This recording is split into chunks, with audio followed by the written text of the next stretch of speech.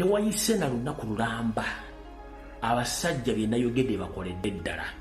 Mayiga ayinza okuba yejjeemu mu kifaananyi kye nga yejjeemu, naye njagala tuyite mu forensics ya vidiyo eno bulungi nnyo bw'oyomogera tegeera abasajja bano buyayibwe. Njagala abantu ba BBS, NBS bukedde babuloga ba NRM ne babuloga abewusabooza nti bankyukakyuka mbaagala ku vidiyo eno kirasi yayo yakubasomesa buli omu otandika okutegeera.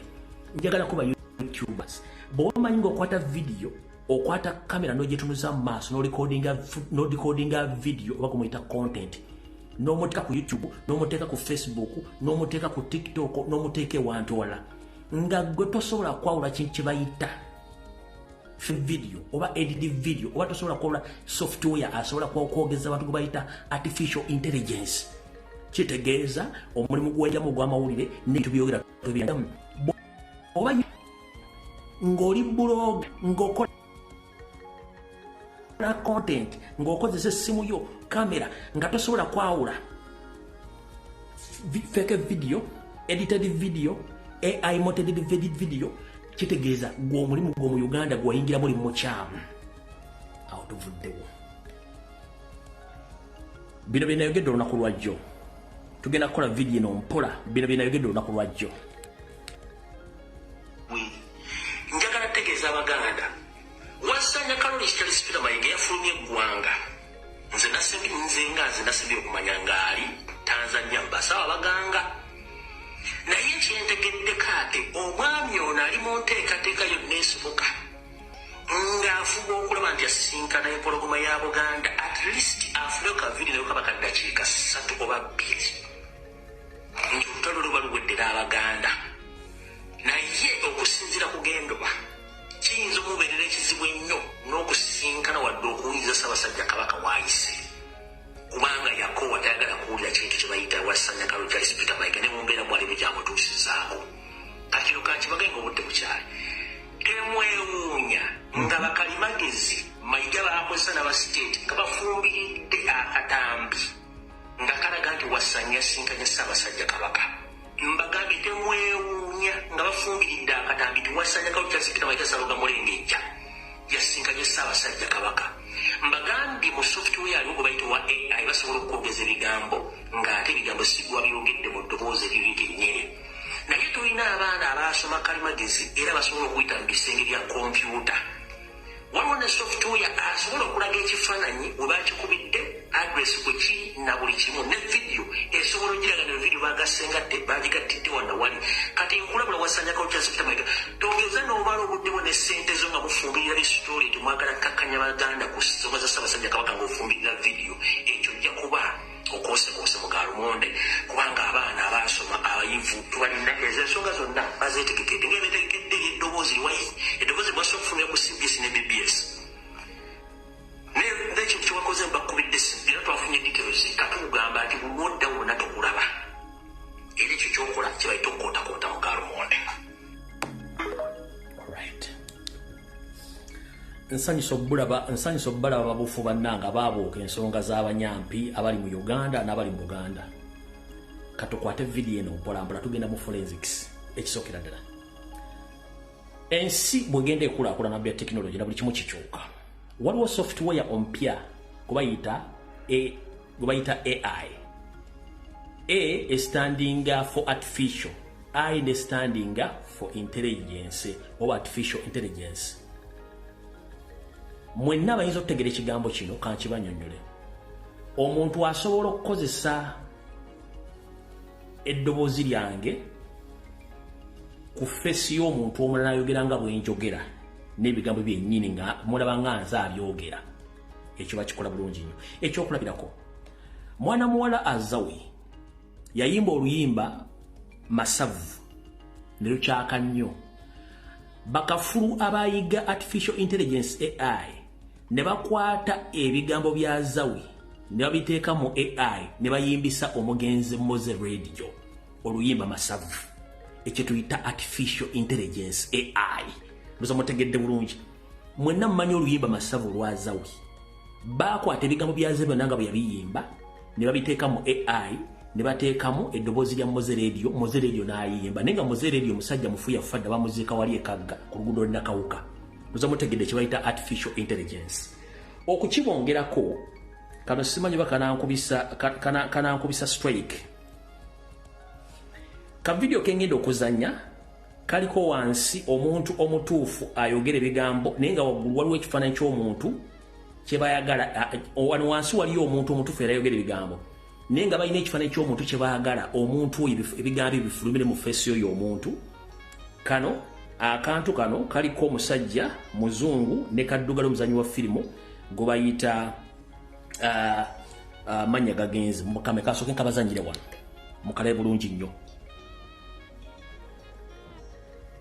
I am not Morgan Freeman, and what you see is not real. Well, at least in contemporary terms, it is not. What if I were to tell you that I am not even a human being? Would you believe me?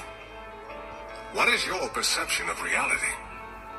Is it the ability to capture, process, and make sense of the information our senses receive? If you can see, hear, taste, or smell something, does that make it real? Or is it simply the ability? I would like to welcome you to the era of synthetic reality. Now, what do you see? Ekyo kye bayita artificial intelligence. Ali wansi ayogera mu ddoboozi lye naye ng'ekifaananyi kyagala kyogere kyekya Morgan Freeman. Ekyo kye bayita artificial intelligence. Oza mukirabye bulungi nnyo. Kati Mayiga ne banne kye bakoze. Baani abakoze akatambi kano? Akatambi kano I suspect okuba nti Kim Kalisa akola mu IT department mu State House ne Chieftains of Military Intelligence mu IT department ekulirwa mukulu James Birungi bebabadde mabega okufumbirira akatambi kano okukateekawo balage nti Ssaabasajja Kabaka ayogedde. Loza kati mumufunye bulungi puyambo y'ebintu bino. Mbalaza akafaananyi kali aka Morgan Freeman ng'omusajja ayogera ebigambo mulala nnyo. In fact kanzinyemu eddoboozi mukabazanyidde bulungi nnyo wansi ye muntu omutuufu waggulu ne bazanyisa Morgan Freeman ng'ayogera. Ekyo bayita artificial intelligence software gwe bakozesa nga mukitegedde bulungi nnyo. I suspect Kim Kalisa akulira Chieftains of Military Intelligence boss James Birungi mu IT department ya CMI bye bafumbye akatambi kano. Mujjukira nabagambye olunaku lwajjo nti bagenda fulumya video ngira bagenda kukozesa software yoyo. Kati njala tugende mpola.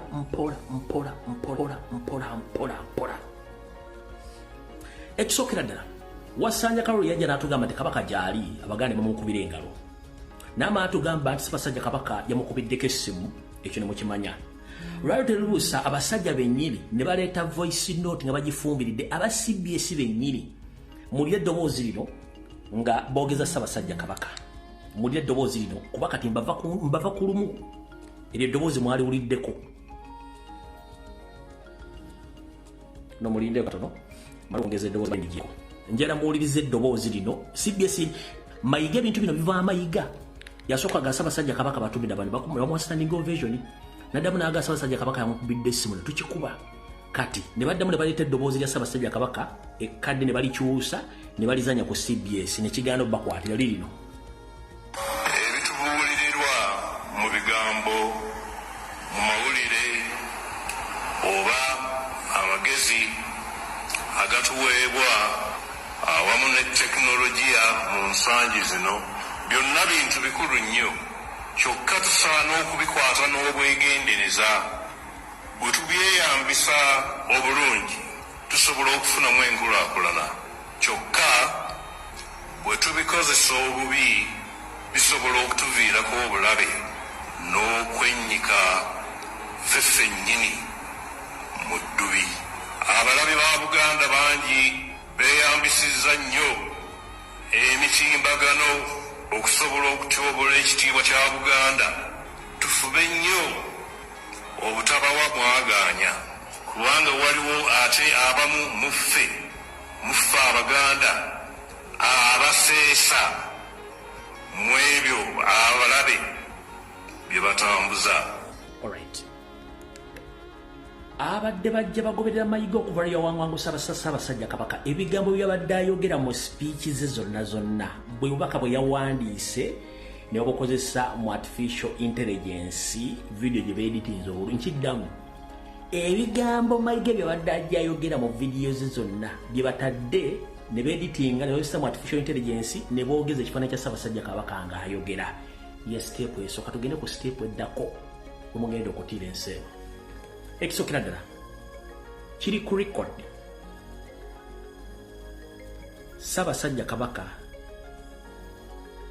mu Buganda Ssaabasajja Kabaka teyeeyanjula nti nze Ssaabasajja Kabaka tekibangawo njagala oleeteyo vidiyo emu Ssaabasajja Kabaka nga yeeyanjula olaba nange kakwerege kaffennyera ebbuga lyala bisi bwe mba njogera no ku vidiyo seeyogerako nti nze lumbuye kaju bintuuse ntandikirawo kubanga eddoboozi lyange mulimu n'ekifaananyi kyange mulimu seetaaga beeyanjulira Ssaabasajja Kabaka teyeeyanjula nga bano bakoze ndoza mukitegedde bulungi nnyo muwandiike wansi mbage bano mbeesobolera bonna TV ne radio nzeesobolera Ssaabasajja Kabaka teyeeyanjula ng'agenda okwogerera teyeeyanjula bano mu video gye bakoze ya AI Ssaabasajja Kabaka yeeyanjudde yiwaki mbibagamba nga musobola obbirabako kubanga tuzze kuzannya katambi kano kamu mulire bulungi nnyo lwakuba ekitangaala kankikendeezeeko wulira bulungi mbalamusizza abantu baffe mwenna nze Ssaabasajja Kabaka nga nsinziira wano bwe twajja okuwummulako n'okujjanjabibwa nga tugendera mbalamusizzaako tayogedde abantu ba Buganda oba bannyabo ne bassemu mbalamusizzaako ne kikomaawo nze Ssaabasajja Kabaka eyo statement yesoose nezeeko nfu eyo si yentandikwa y'ennyanjula y'ebigambo bya Ssaabasajja Kabaka ng'ayogerako eri Obuganda Ssaabasajja Kabaka mu Buganda teyeeyanjula njagala ntuteyo vidiyo mu Ssaabasajja Kabaka nga yeeyanjula njagala ntuteyo vidiyo mu nga Ssaabasajja Kabaka yeeyanjula mbalamusizzaako nze Ssaabasajja Kabaka teyeeyanjula ekyo kikyamu nabagamba bwe mbanga mugenda kukola script zino eza diversion n'okubuzaabuza Abaganda mukubiranga omusajja gwe bayita Alex Mukulu n'abawandikiranga scripture ze mujja okufiirirako bannayuganda akyaliyo wa mugaso nnyo bw'oyagala okuwandika scripture zino kisikubira Alex Mukulu okubire nakatolo bwama yafa kubira jani kubira ani ano Ashraf Semwogerere omukubire akuwandika scripture entuufu so si zino Kabaka wa Buganda teyeeyanjula kati ate kisinza okubeera ekizibu mu vidiyo bano abasajja kye batamanyi 1 Ssaabasajja Kabaka Ronald Mwenda Mutebi owookubiri mutabani wa Muteesa muzzukulu wa Mwanga bw'aba ayogera akozesa ekigambo kimu oba aba akola ebigambo bye nga abyogera mu bigambo bye tuyita ebyoluzungu kye tuyita sinjula ng'akozesa ekigambo kimu wabula bano vidiyo gye batalina ebigambo bamuwandiikidde buli sentence oba buli lunyiriri lwonna babadde baluteeka mu kigambo kye tuyita plural sinjula kitegeeza ekintu kimu oba ekigambo kimu plural kiba kitegeeza ebigambo bibiri oba ebintu bibiri kati mu bigambo bano byonna bawandiise kubiteeka mu AI babadde bakozesa plural ebigambo bingi nga buli sentence yonna erimu ebintu egatta ebintu bibiri ekitaku Ssaabasajja gyatako mudemulize vidiyo z'abayogera takozesa plural akozesa sinjula ndoza mutegedde bulungi nnyo kyova olaba eyakoze vidiyo eno weetaaga kuba twakakola forensics just part 2 esooka mbagambye Ssaabasajja Kabaka teyeeyanjula ng'agenda okwogera ekyokubiri Ssaabasajja Kabaka bw'aba ayogerera mu sinjula tayogerera mu plural sinjula kintu ekimu pululo bye bintu ebibiri oba ebigambo ebibiri nga bonoga nti ffe oba mmwe oba bo bw'aba aba obubaka bwe abuwanga ye ng'omuntu wabula bano bawandiise obubaka babuwandiise nga kiraga abantu abali e Namibia be yagenda nabo bangi era Ssaabasajja Kabaka abadde ayogera obubaka buno aboogedde ng'ayogerera abantu abangi bamuwamba nabo abali e Namibia kye tuyita pululo kansooke ngibatereyo namwe giwulire muwulire ebigambo nga alinga ayogerera abantu abangi be bawamba naye oba mukitegedde bulungi nnyo kankabaterera omulumu naye njagala mwetegereze nnyo wasemba mu sekendi esembayo wamugambidde nti omaze Ssaabasajja Kabaka tebamugamba nti omaze speech yaba yagiwandiise era aba agimanyi ekyokubiri obubaka bwatuwadde bwobunga nti bwatuwadde buli ku peegi 2 teriyo obubaka bubeere ku peegi 2 omuntu bwasobola kusoma mu ddakiika zino ng'abusoma it is impossible tekisoboka ekyokubiri bwe tutunuulira ekifaananyi engeri gye bakikuttemu gye kirabiseemu kyonna kifumbirire kye tuyita background wano wentula mumanyiiwo bulungi nnyo ne bwenkyuka omutwe tewakyuka essaati yange n'omukono gusigala kyekimu ne bwe mba ntudde katulina kye tuyita picture alignment oba structure alignment kwe tuyita katugambe nti ng'essimu eno bw'ogiraba gyeyita waggulu oba structure y'entebe gyeyita oba emikono gye giyita kansooke nzanye vidiyo eno muwulire ebigambo Ssaabasajja Kabaka badde abyogerera abantu bangi so si nga ye nga y'omuntu ebigambo badde abogerera abantu bangi nduza munakitegeero bulungi kankaddemu mbalamusizza abantu baffe mwenna nze Ssaabasajja Kabaka nga nsinziira wano we twajja okuwummulako n'okujjanjabibwa nga tugendera ku magezi g'abasawo nga bwe gabaweebwa tubadde tumaze akabanga nga tetubawulizaako nga tugoberera ebiragiro by'abasawo ebyatujja ku mirimu egisinga obungi embeera y'obulamu bwaffe egenda etereera era tusuubira ku butaka mu biseera ebitali byawala nnyo twebaza Katonda atukuumye baani abeebaza era n'Obuganda olw'okutusabiranga bulijjo ate n'obutaggwaamu ssuubi wakati mu kusoomoozebwa okw'amaanyi ddala twebaza Katikkiro baminisita n'abaami ba Kabaka bonna olw'okusigala nga batambuza emirimu gy'Obwakabaka wulira nnyo ewasembayo ng'afundikira nga tuli mu nsi ebigenda mu maaso byonna tubigoberera era twebaza Obuganda olw'obujjumbize mu mirimu gy'Obwakabaka twebaza abantu baffe abagoberedde empisa obuwangwa ennono n'obulombolombo mu kiseera kino ekizibu ddala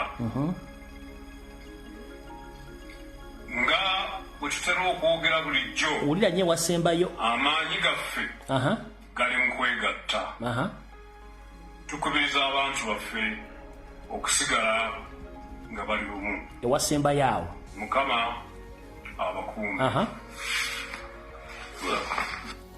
ndowooza otegedde wafundikidde n'agamba well oyo n'amugamba finish kitegeeza wabaddewo omuntu awooli ekyokwogera naye ngono si Ssaabasajja Kabaka kati katugende mu kintu ekirala bwe tuba tukola vidiyo zino emabega gye tuba tutulinayo gye tuba tetunudde zino kamera za simu ekulaga ekifaananyi ekiri kiriya naye mu vidiyo eno ekifaananyi ekiri waggulu wa Ssaabasajja Kabaka ekyo bagiyita portrait. Ekifaananyi ekyo bakisazeko halfway. Kamera oba ekiraga ng'ekifaananyi kino kikankana kirimu heat waves. Okitegeera bw'obanga olikodinga video kizibu nnyo video gye balikodinze ng'erinamu heat waves. Abaali batambuliddeko ku kolansi mu bbugumu epitirivu n'osindika amaaso go mu meters nga 12 maaso go ng'olabe ebbugumu litinta mu bbanga bwe lityo oliraba. Kati kyekifaananyi ekibadde mu video eno nga mulimu heat waves ezitambula bwe ziti. Era bw'otunuulira ango z'ekifaananyi kiri oziraba nga zikankana.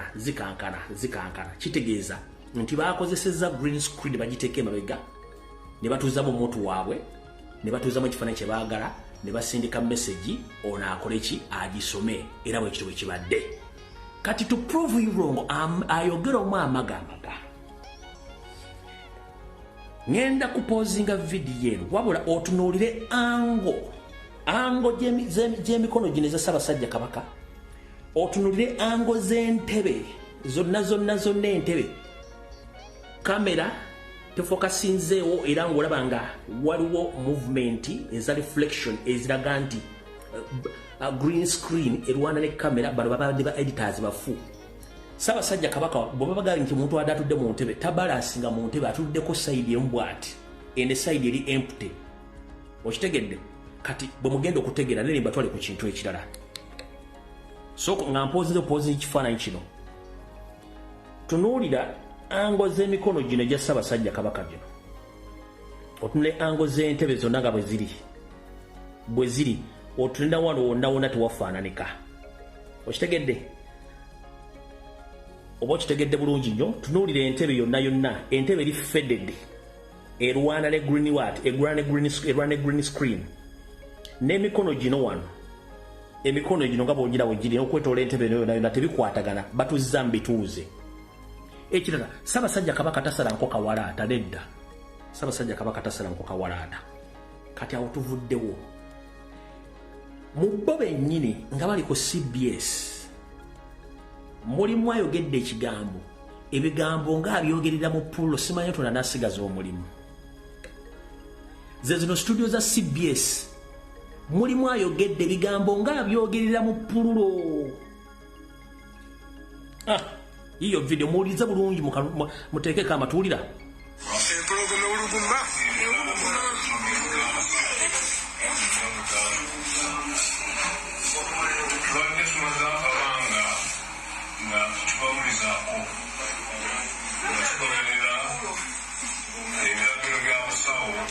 Kyenjagala muli ekigambo kye bayita pululo.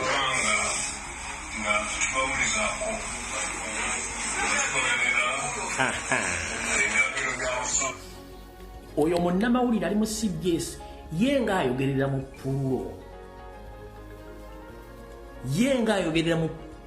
Mbagambye kyekintu ekisukka mu kimu.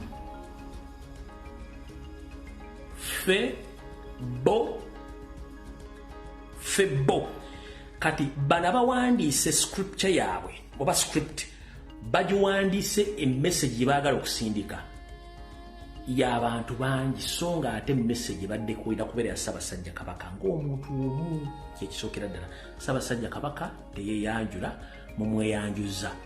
Ekyo nga tukimaze njala tubeere bantu bakulu. Tetuli wano kusinga nti tulwana na TV, tulwana radio, tulwana bannamawulire, tulwana amayiga. No, twetaaga ekigambo kimu Ssaabasajja Kabaka akomewo okwawave mu buwaŋŋanguse. Olwenda Katemba ajja kuggwaawo. Nsaasidde bbulooga ogamba nti oli wankyukakyuka nga naawe ogenda ku fake video zino ngero oli mu kubuzaabuza abantu Ssaabasajja Kabaka ayogedde naye ng'oli mu diaspora omanyi kye bayita AI omanyi kye bayita software nti basobola n'okwogezerwa by'otayogedde naye nga naawe ogamba oli wankyukakyuka. Aba NRM seewuunya n'abakola emmengo seewuunya naye abaga nti bankyukakyuka ng'ate mubadde temwogera ku kigambo kya Ssaabasajja Kabaka wabula ka video akafube kavudde mutandika okukatambuza naye muli baganda bankula ki nga tomanyi Ssaabasajja Kabaka teyeyanjula nga n'ekigambo sinjula ng'oli ayogera mu mboozi ye ekigambo sinjula mukimanyi bulungi nnyo ne pululo. Ssaabasajja Kabaka ayogerera mu sinjula tayogerera mu pululo. kambaddemu akatambi akala mmaye muno akategeera abamu lowooza obulungi.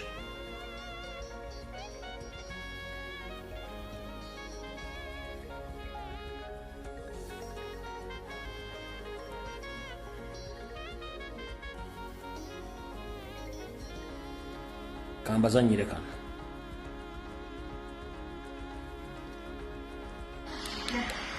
Mbalamusiza abantu baffe mwenna. Nze Ssaabasajja Kabaka nga nsinziira wano we twajja okuwummulako. Nze Ssaabasajja Kabaka, it's a wrong statement, nga nsinziira wano we twajja okuwummulako n'okujja. Statement za Mayiga. Bo wali ku screen bataddewo akagambo Namibia naye beerabidde okuwandiika nti script yandibaddemu nti erimu omuntu gwe bawadde okusoma ebigambo bino kulwa Ssaabasajja Kabaka yandige sinzidde wano mu ggwanga erya Namibia gye bandita okufuna obujjanjabi so si gye baatuleeta. Script writer oba Kim Kalisa yagiwandiise oba James Birungi yawandiisa script kyeno. Zino video editors mukozesezza nga mukozesa Bruce Kune mutuuzaako omuntu ayogera ebigambo bino. This is wrong. Muno ye enko. In fact tetulwana nammwe. Mutuletere Ssaabasajja Kabaka olina katemba gwewo.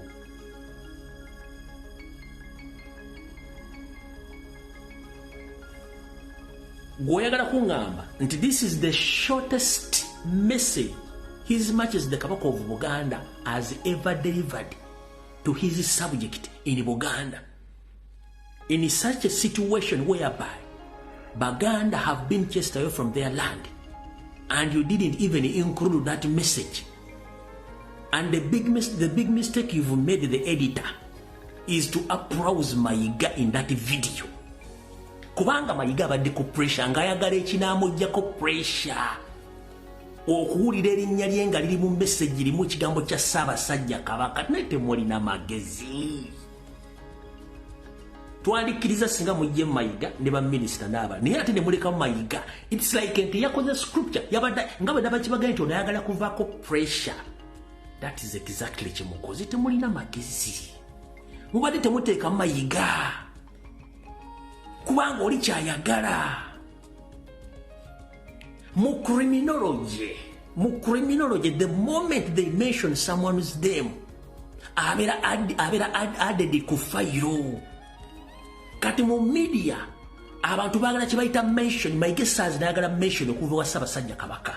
Kati yebadde main course yaabwe mu video y'ebyo mbadde temutegeera.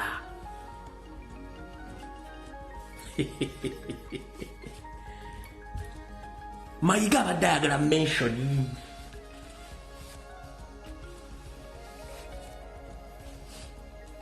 Omuntu yandiyagadde okubuuza. Baagaana bajjajjaffe abatakabibika abavunaanibwa ku kulomba Ssaabasajja Kabaka obutagenda Namibia. Ne bagaana abalangira n'abambejja obutagenda Namibia. Ne bagaana abaana ba Ssaabasajja Kabaka obutagenda Namibia. Ne bagaana mukyalo obutagenda Namibia. Ne bagaana buli omu ogenda. Ani eyafunye amaanyi agagenze e Namibia n'arecordinga video n'agisindika? Kampuni ki?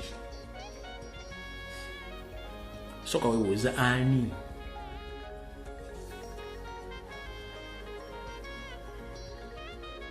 Nina kye njagala obbakwatiramu wano mulyoke mutegeere. Mala ogende mu archive. Waliwo ka video akala kendabira mu archive kenjo balabisiza mutegeere bulungi nnyo.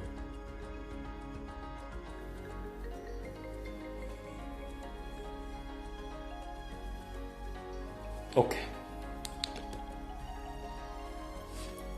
Sigenda kuzanya ddoboozi naye njagala otunuulire engeri video tegemaganamu emabega waayo.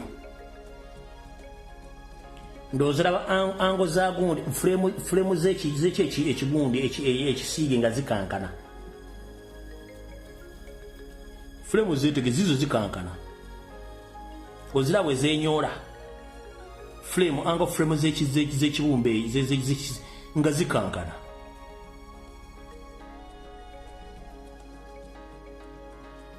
sizanye eddoboozi just wande bateekawo akantu kaabwe Namibia buno basobola obweditinga mbu live from Namibia basobola obweditinga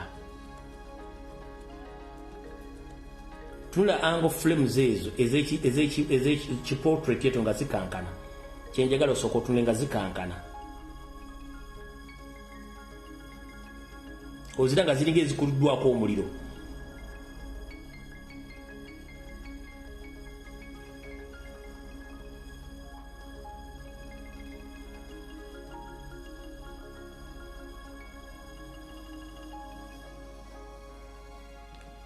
ndowooza eyakoze edit bakutwale bakusibe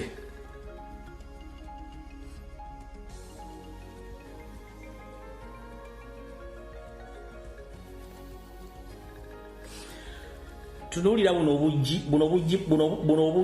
obujji bw'ekkomera laba obunyolo eyo studio mukwatidde luddawa ne gino ango z'oluggi zennyini oziranga zitemagana ziringa eziriko omuliro oziraba ziriko heat waves laba olaba katuliko oluggi ak'ekituli ky'ekisumuluzo laba omunyolo laba zino ango ezo ango nga zitemagana ezo ziraba nazo teziri steady zonna kitegeeza nti eno yabadde super editing nga mukozeseza green screen ndoza mugira bulungi bwetemagana ziri mu heat waves oluggi mulwetegereze kangisembeze ndoza mulanga luzanya lulinga luliko heat waves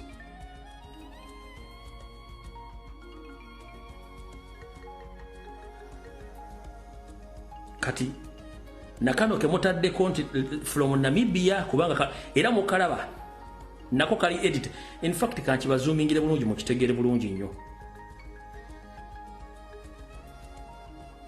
kansoke ngize bulungi nnyo yonna njite bulungi nnyo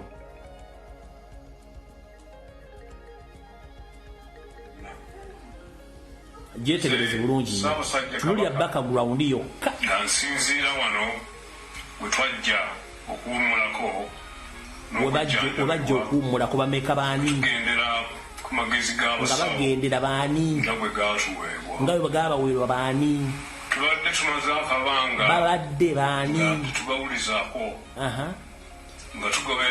nga bagoberera baani ebiragiro by'abasawo ebyatujja ku mirimu egisinga obungi ebyabajja ku mirimu baani embeera y'obulamu bwabwe baani era basuubira baani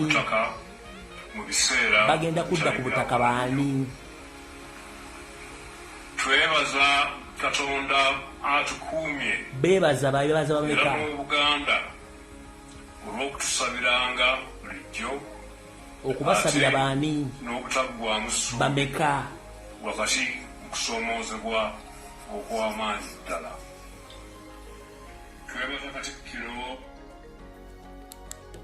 twebaza Katikkiro kyokka kyeyabadde anoonya omujja ku mugwa ebyo bayita mention kyeyabadde anoonya era kyova olaba bonna ba state funded propagandalist ba ADRM n'abali mu nuupu abeefula nti bankyukakyuka basharinze ka vidiyo naye ng'ombuuza contest ya vidiyo eyo maze ojjanalize nga tunagipostinga nga tanabajjanalize nga atadde butesi kubanga sente zasaanye annange tulina ebizibu kati bannamawulire ba CBS n'aba BBS mugyebaleko n'aba NBS simayibokedde mugyebaleko kansudenti kano kabasanze bulungi nnyo ffe twabagamba tubeera wano kwanalayizinga buli nsonga ne tugitegeera bulungi nnyo kabaka ayogerera mu sinjula si mu pululo kabaka wa Buganda teyeyanjula ompulya bulungi nnyo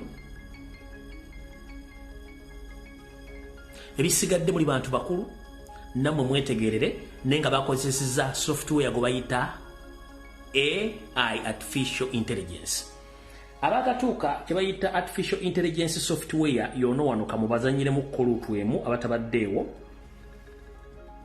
then tugende ku story endala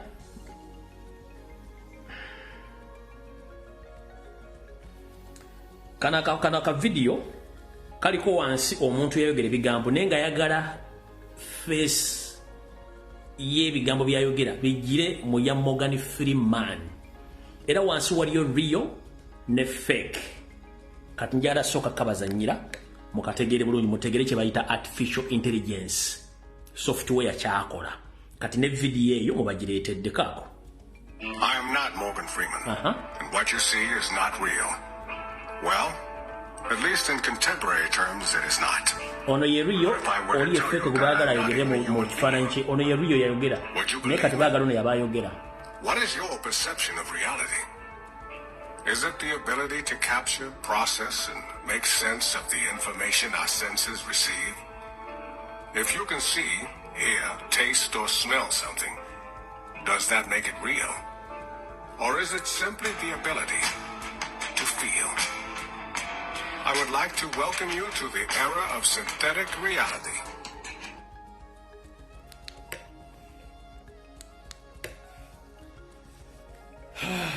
Muna atusobola gulina emyaka muna agisobola nabadde yakatuuka okujjukizamu nawe otegere kye bayita AI. Mwanyinaffe omuyimbi gwe bayita Azawi yayimba oluyimba gano masavu gooja ne bakwata ebigambo bye nga bakozesa software oyo ne bayimbisa ebigambo bye babiyimbisa omugenzi Moze Radio eyebase ekagga ku lw'ennakawuka.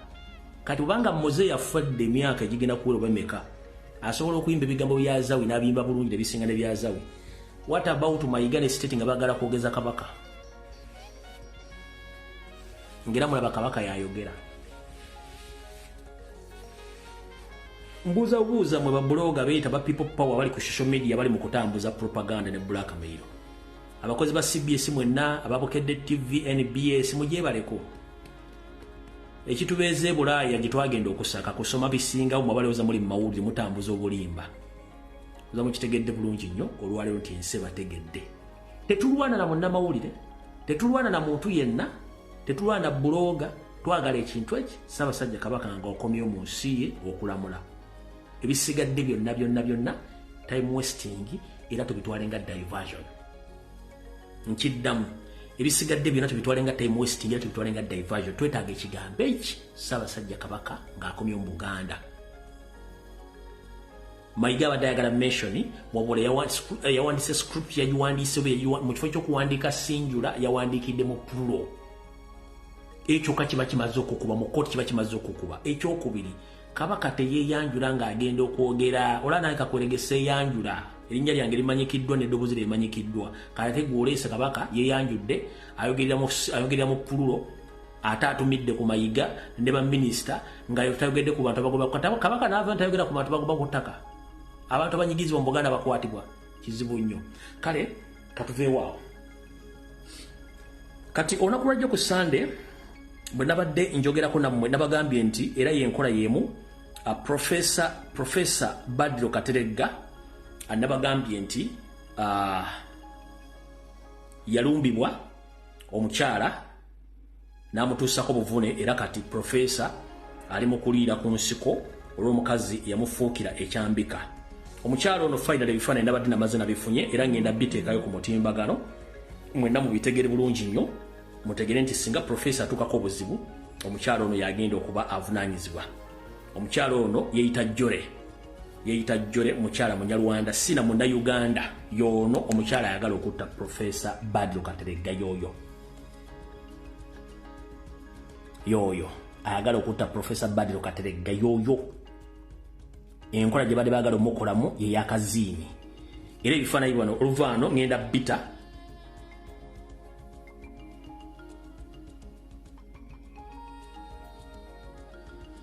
yoyo mu kiteeteeyi kimyufu yayagala okutta Professor Badru Kateregga oyo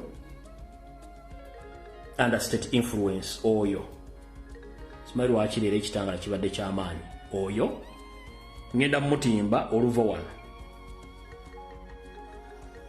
yoyo ali wakati ono yagala okutta Professor oyo.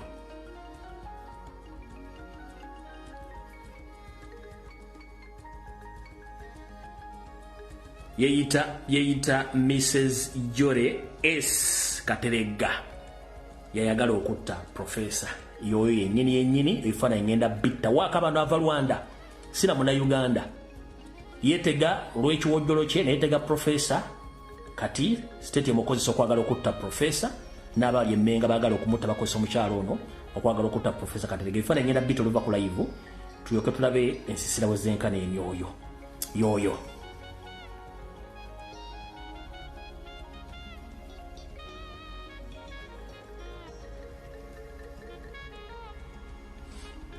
In case Professor Kateregga afa on a first suspect, ajja tubuulira bamusindika okukola ebigambo ebyo okwagala okutta Professor yoyo era ngenda mutemba awo tuvuddewo.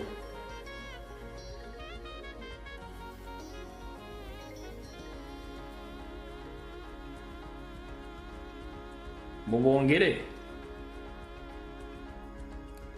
nja mubongera ku live kati jo ku Sande bwe nazanya akatambi akabalaga nti n'amazzi ge munywa na buli kimu kye munywa ne minota atundibwa mu Buganda wanjawulo ndoza mwabadde surprised nnyo. Kati njala balaga amazzi ge munywa e Kampala nti amazzi makyafu.